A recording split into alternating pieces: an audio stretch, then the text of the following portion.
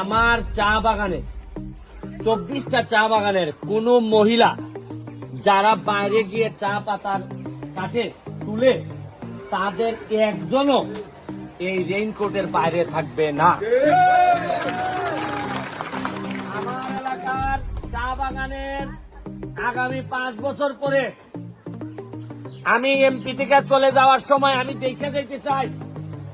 আমার চা বাগানের প্রতিটা মহিলা শ্রমিক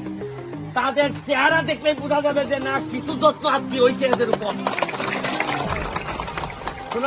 যত্ন হয় কিনা গাছের অবস্থা দেখলে বোঝা যায় না, মানুষের চেহারা দেখলে বোঝা যায় যে যত্ন হইতেছে কিনা। আমার যেভাবে আমি পাইছিলাম আমার চা বাগানের মহিলাদের 4.5 বছর পরে আমি লাইকা দেখতে চাই এদের চেহারা দেখলেই যেন বোঝা যায় যে না এই গাছেরও কিছু চর্চা হয়েছে, এই কারণে এরা মাসাল্লাহ